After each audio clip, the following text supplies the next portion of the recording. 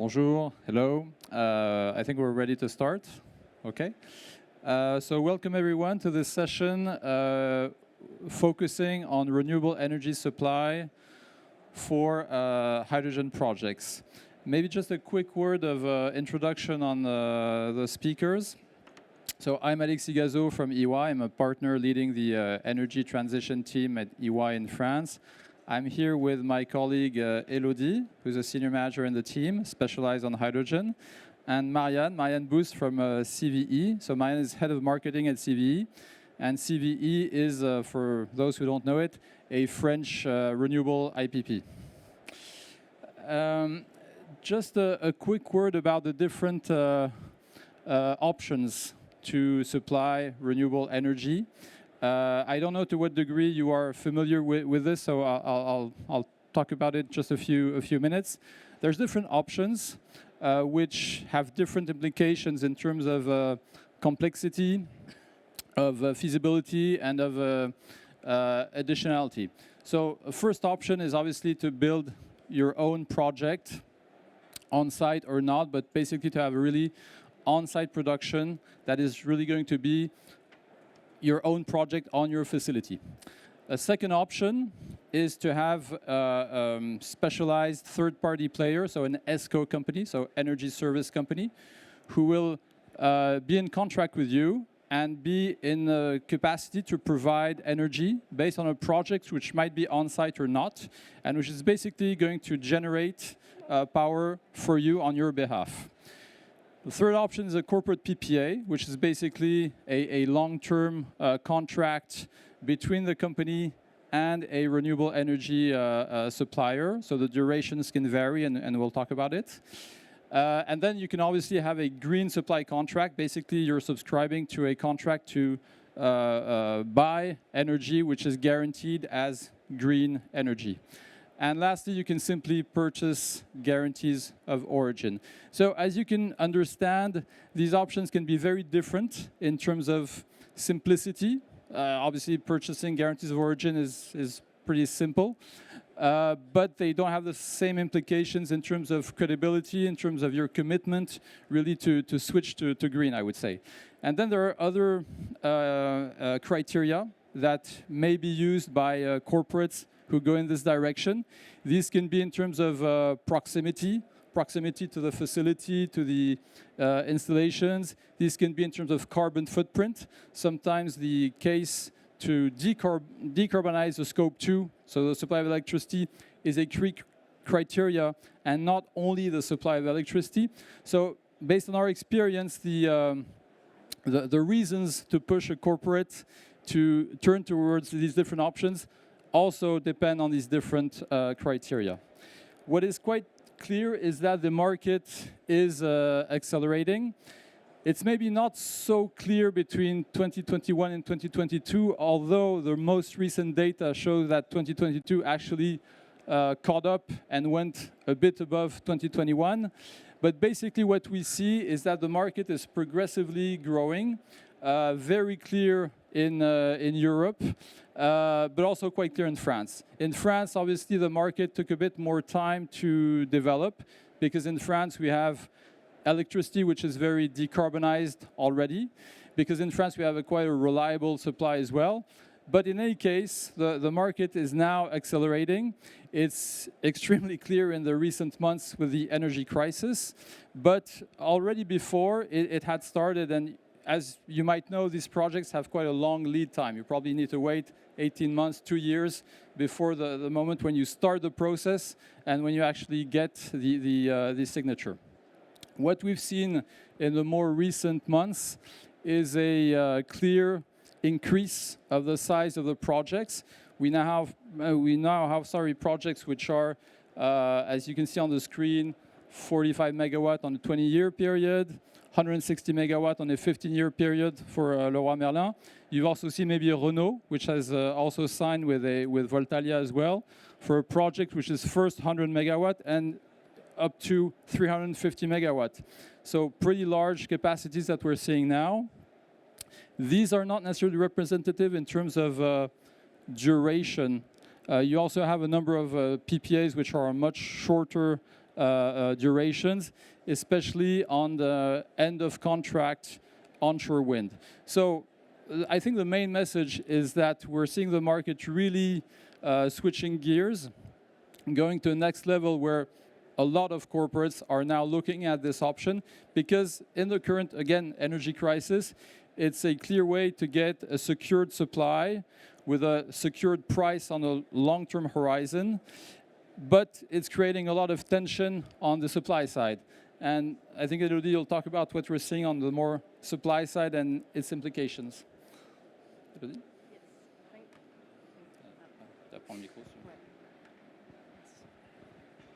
Thank you. Hi, everyone. Also, what I wanted to just maybe on, before, also what is at stake here is the solvency of the off-takers, because they were maybe for some of them used to buying electricity for 3, 4, 5 years, and here you have like durations such as 15 years, 20 years, which is much longer. And there are some initiatives to help and support this kind of risk that the off-takers could take. One of these initiatives is the BPI, the French Public Investment Bank, which launched a guarantee fund to support and to help the off-takers in taking this risk. And the second initiative is the grouped PPA. There are some emerging initiatives, and the principle is that you have one main off-taker, and this off-taker will aggregate its suppliers to help them decarbonize their supply, and then it also leads to make them benefit from a more profitable offer and prices. So, to complete this overview, we just wanted to share with you the trends, but from a price perspective, because we talked about the energy crisis, the volatility, and also the importance to secure the supply. And of course, there are other. The demand is increasing, yes, but also the supply. And for the supply, regarding the supply, it does not grow as fast as we wish, and so there are basically the issue that every energy producer already have experienced, which is the development of the project, the land availability, of course, and so this is quite known from everybody. But there are also two different types of reasons that we saw and that emerged. The first one is the inflation, and the second one is the material costs, and the material costs that the increase in material costs is also due to the disruptions in the supply chain that we experienced, for example, with China due to the COVID crisis, and this also led to a slight uncorrelation between the price of the PPAs and the price of the production costs. And so basically, we can see here that the increase in the PPA prices is quite significant. And just to illustrate, you have this graph here. So this trend that we experienced for the past months, we expect that this will just be the same for 2023. But what it shows us is the shift in the positioning of the electricity producers, because they are now in the position of strength. And two examples that we wanted to share with you today to illustrate this. The first one is that some of the energy producers broke contracts with the state, with the feed-in tariffs, because they thought it would be more profitable to just go directly and to sign with the off-takers. So this is the first illustration. And the second one is the example of EDF, which is the historical French energy producer in France. And EDF organized a reverse auction to select the off-takers. So this is a real shift in the positioning of the energy producers, renewable energy producers, and it illustrates the importance to integrate all the value chain from the energy producing just to the off-takers. And as an example of an off-takers, I leave the floor to Marianne. Thank you very much. So we just had an overview of the renewable PPA in Europe. As a renewable producer and an H2 producer, I would like to share with you what happens when we sign a contract for a hydrogen producer. So I'm going to start from the point of view of the hydrogen producer. I'm going to say the H2 producer because it takes too much time. So I'm an H2 producer. I want to get green hydrogen. I have another constraint is that I have to run my electrolyzer as many hours as possible. And usually when we do assumption, we take about 4,000 to 5,000 hours a year. So it's not full load, but it's quite significant. And then third constraint that I have, it has to be the cheapest form of electricity. You probably know that electricity costs are about half of the total cost of a H2 project. So I have three aspects that I have to take into account. First is to sign a renewable PPA. Okay, do I choose solar, wind? If you take just one single technology, you're going to cover about 30% of your load. So it's not enough. So we add another technology. Then it gets tricky because you need to add solar, wind. It helps you to cover about 70%. So still not 100%. Now you may say, why don't you oversize your size of the project? Why don't you add storage? Well, I'm not sure it's economically viable. If I have battery storage in France, I don't have any revenue mechanism to support it. So I have to buy on the market. But I'm a renewable producer. I'm sorry, I'm a H2 producer. I'm not an energy supplier. I have to partner with specialized. And at CVE, we've made the choice to internalize a dedicated team on energy markets. We have selected a bunch of suppliers that help us to choose the volume. We need to hedge. We need to decide on the length of the contract duration. And then the third aspect that we don't necessarily think about it is the surplus. At any given time, it may happen that the renewable plants produce more than actually what I need. So what do? Do I sell it on the market? How do I share the revenue? Is it 100% for the renewable producer? Is it for me? Is it for the supplier? And then the biggest issue that we have to bear in mind that I should have mentioned upfront is how do I reassure my banker that I can finance this project? The banker is going to look at the business plan. He's going to say, okay, this is the volume you expect. How do I have guarantee? It's impossible almost to guarantee that I'm going to have this amount of surplus. So here is a matter of bargain. So bottom line is that from an H2 producer, getting green hydrogen is a complex issue. Now, I'm going to change role because I'm also a renewable producer. CVE in France signed in 2021 two corporate PPAs, in particular with SNCF, the French rail industry. We are currently signing with utility PPAs, so we are quite familiar how it works. In fact, we get a lot of inquiries from corporates to get renewable PPAs. So is hydrogen a good fit for me? Because I have competition. I have other purchaser for my role. So let's look at the opportunity. We can see that there are many people today in the floor, so it's a growing market. So for me, it's a significant market opportunity.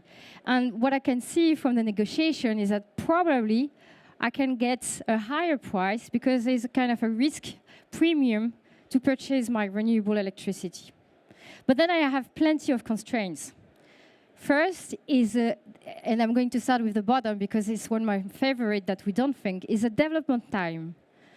If today I have a corporate that knocks on my door and they want electricity, it's right away. I sign now and I can sell my electricity. But for a hydrogen project, the lead time is like 3, 5, 7 years. I have no idea if it's going to get through. So I take a lot of risk. The second aspect is that on the contract duration, if I look at the PPA duration, again, I want to reassure my banker. I'm going to sign for 15, 20 years because this is what the bank is going to ask me. But the user in front of me wants to get 5 years. For example, if you look at vehicles, mobility, the local authority is going to say, no, I can only sign 5, maybe 7 years. So again, I have a discrepancy. And then finally, I mentioned it before, is that the H2 producer wants to get electricity all of the time. I can't provide that. So bottom line, if I'm a renewable producer, not very attractive to sign an H2 contract. This is where CVE comes in and stands out from the market, is that we are both renewable producer and H2 producer, and we can guarantee that electricity will go through this market outlet. And not only we can guarantee the supply, but the cost, because we know how much we're going to cost the electricity supply. Thank you very much. I don't know if we have time for any questions. I'm looking at the back. Is it running? We have one question. 4 minutes. Great. Yes, please.